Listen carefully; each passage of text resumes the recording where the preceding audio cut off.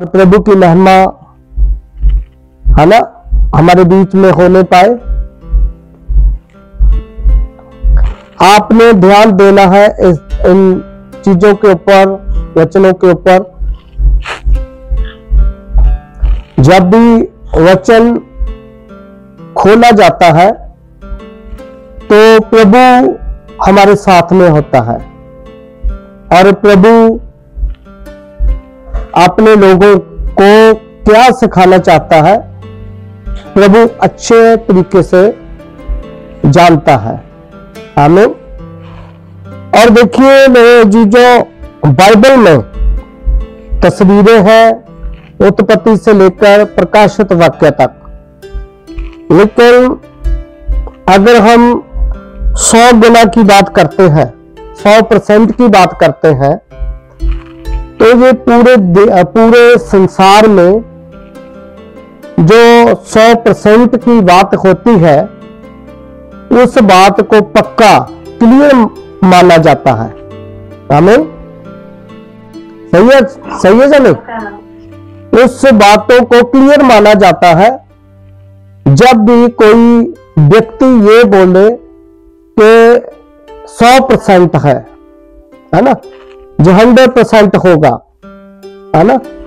और इससे भी बढ़कर कई बार इंसान बात करने की कोशिश करता है जब बात आती है पक्का करने की, ठीक कहने की, सच्चाई बोलने की। आमीन।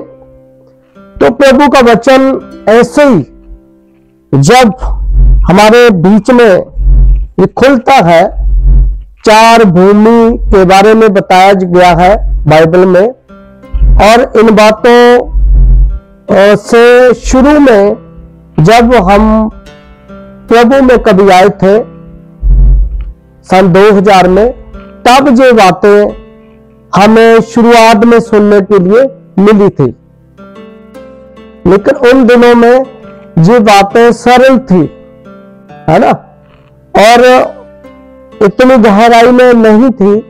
लेकिन अब जब इन दिनों में हम और आप लोग रह रहे हैं तो प्रभु अपने वचन को लेता है और उसको और खोलता चला जाता है। आमीन।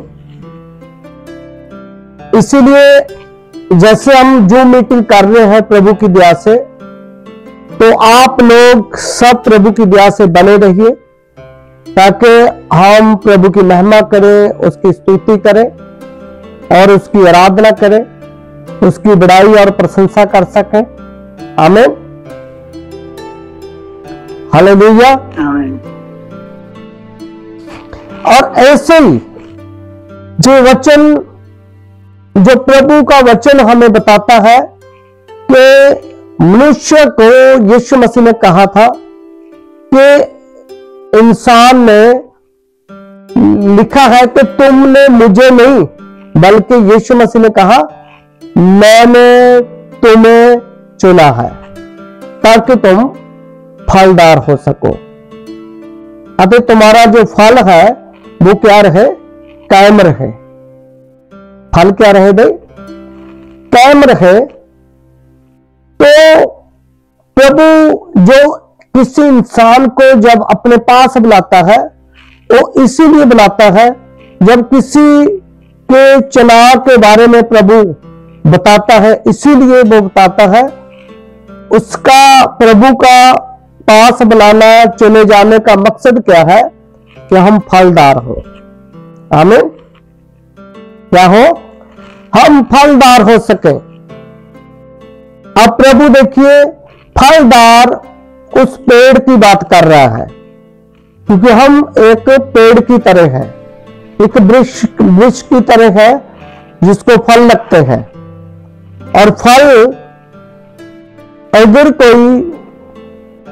कोई भी पेड़ पौधा कोई भी क्यों ना हो, अगर वो फलदार है, अगर वो फल नहीं देता तो उसको उखाड़ा जाता है और फेंक दिया जाता है।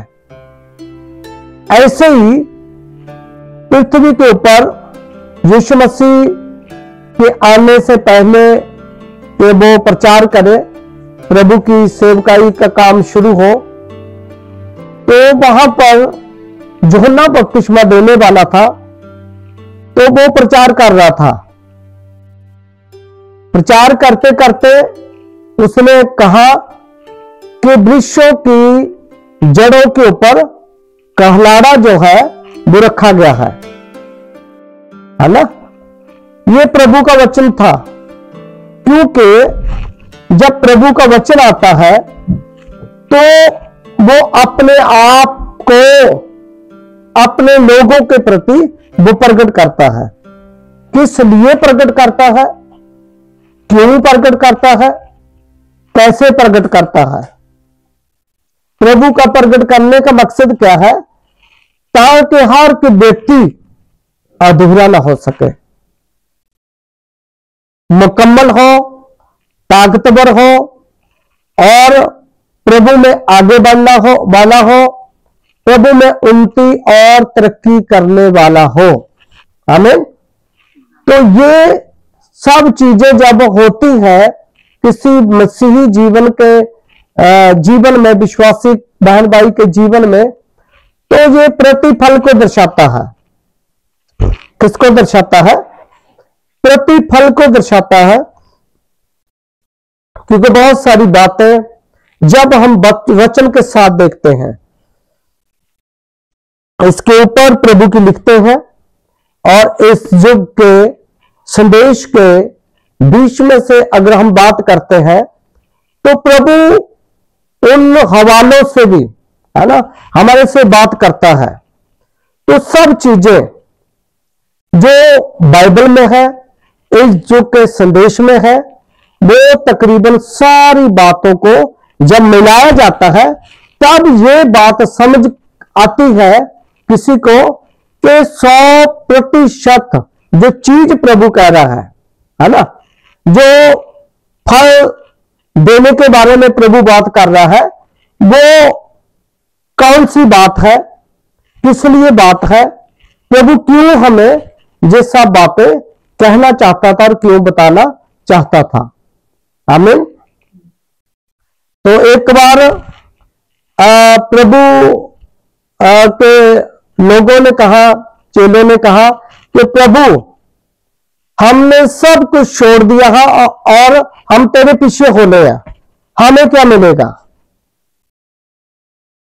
है ना, हमें क्या मिलेगा? तो वहां पर बातें हुई थी और प्रभु उन लोगों को कह रहा था कि अभी वो उनकी अधूरी जानकारी के लिए उनको प्रभु यीशु मसीह बता रहा था, लेकिन संपूर्ण कब हुए? वो 100% कब हुए? जब पवित्र आत्मा नीचे उतरा। आमीन, हालेलुया। जब पवित्र आत्मा उन्होंने ग्रहण किया तब जाकर उनको ये बात समझ में आई कि अब हम 100% है। आमीन। क्योंकि 100% कब होता है इंसान? जब यीशु मसीह किसी के जीवन में आ जाता है। बोलिए आमीन। 100% प्रतिफल कब लाता है? जब मसीह किसी के जीवन में जी रहा होता है। आमीन। किसी के जीवन से वो आगे बढ़ रहा है ना, लोगों के पास पहुंच रहा है, प्रभु की बड़ाई हो रही है, प्रभु की महिमा हो रही है, प्रभु की प्रशंसा हो रही है। अगर हम प्रशंसा की बात करें, गवाही की बात करें, तो हम धरती के ऊपर बहुत सारी भीड़ जो कि मसीह में है, हम देख सकते हैं, वही गवाही दे रहे हैं। सही बात है ना? वो किस बात की गवाही दे रहे हैं मुझे भी पता, आप लोगों को भी पता। लेकिन अगर हम अपनी बात करें, इन आखिरी दिनों में रहते हुए हम जब अपनी बात करते हैं तो हम भी एक गवाह है, हम भी एक गवाही देते हैं। तो हम किस चीज की गवाही देते हैं ये भी हमें पता है। हमें उनकी गवाही देना और हमारी गवाही देने में क्या है? फर्क है, जमीन और आसमान का फर्क। आमीन। क्योंकि स्वर्ग को जाने के लिए जो रास्ता है नबी ने कहा वो नीचे से है। हालेलुया। ऊपर जाने का जो रास्ता होता है हमेशा ही कहां से होता है? वो नीचे से होता है ना। तो जब नीचे से ऊपर इंसान बढ़ता है, आगे बढ़ता है, तो उसमें प्रभु का प्रतिफल नजर आता है। कैसे पता चलता है? जब किसी व्यक्ति के साथ मिला जाए, बैठा जाए, बातचीत की जाए और ज्ञान समझा जाए, वचन को समझा जाए। और बाइबल जो हमारे पास है, यह आज इन दिनों में कहां तक बात कर रही है, तब ये बात निकल कर आती है कि 100% क्या होता है ना। हालेलुया, बोलिए आमीन। क्योंकि 100% वही होता है जो व्यक्ति प्रभु के लिए कुछ छोड़ता है। सही बात है ना। जो प्रभु के लिए कुछ त्याग करता है। यो के जो स्थान प्रभु का है, लेकिन वही स्थान कोई आप लोगों के जीवन में कोई दूसरी चीजों के लिए है, ये 100% नहीं हो सकता। लेकिन 100% है ना, 100% की बात, प्रतिफल की बात करें, ये तब होता है और शुरू होता है, आगे बढ़ता है, जब कोई इंसान जिस चीज के लिए वो धरती के मुताबिक जीता हो, जो प्रभु के लिए वो स्थान हो, लेकिन वो स्थान किसी दूसरी चीज को दिया हुआ है, तब वो चीज को जब कोई इंसान त्याग करता है, यानी कि उस चीज को काट डालता है, उस चीज को निकाल कर फेंक देता है, तो फिर प्रभु में वो आगे बढ़ना शुरू कर देता है। बोलिए आमीन। तब उसकी जिंदगी में प्रभु का कार्य जो है वो नजर आता है।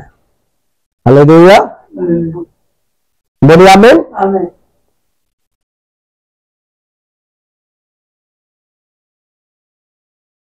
हालेलुया।